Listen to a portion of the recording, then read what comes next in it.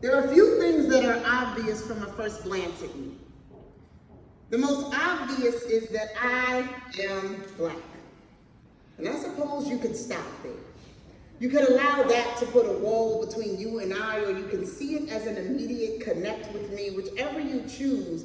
I fear that you will have only scratched the surface of my essence. What will you do after the black?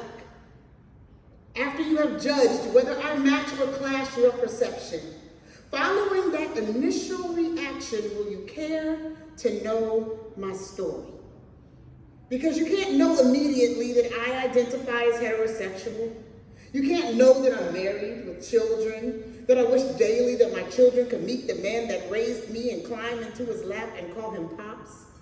That my mother speaks to me every time I cross her mind because her spirit is connected to me and she is my first hero.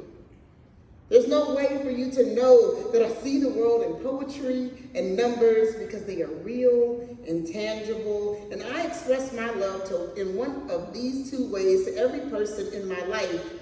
What will you miss if you never make it past the black? How many hugs that can change your day or mood will you miss out on? How much inspiration and strength will you fail to ever see? How many problems will you never solve? How much understanding will you miss?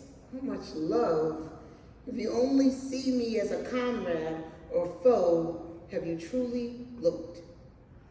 I am broken by the people that spread hatred through their gaze, judging, pulling triggers, or closing doors, forgetting to see human before difference, spreading lies and division without first thinking golden, finding reasons to remove a story without looking skin deep, religion deep, party deep, sexuality deep, paycheck deep, for whatever you have chosen your black to be. What will it take for you to see after it? To see one another as humanity.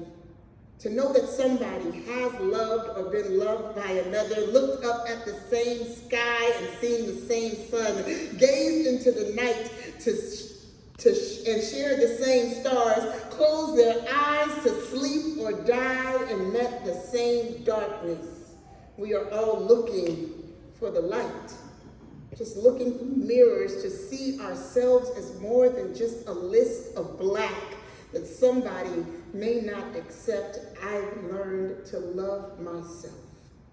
My dark skin and coiled hair, I find power in its energy. I don't always fit in where it seems I should. I keep quiet on issues until I can write about them. I struggle to let people in to love me, but I give love freely, trusting that I will never run out of love for myself. I fight my body against its attempts to break down daily. I am a survivor of more than this blackness. My father taught me that I was black and beautiful, making sure that I understood that there is more after the black.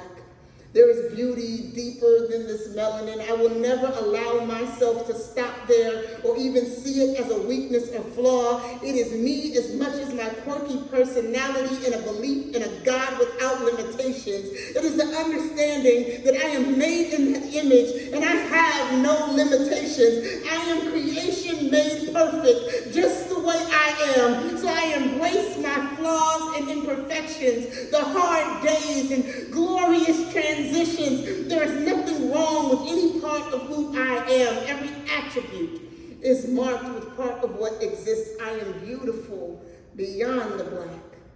I am Mother Earth, with treasure in her words giving birth to lightning and oceans and fire. There is prophecy in my gardens. My father named me Rhea, calling me to motherhood. I am more than that initial glance. And you will never know until you see me after the black.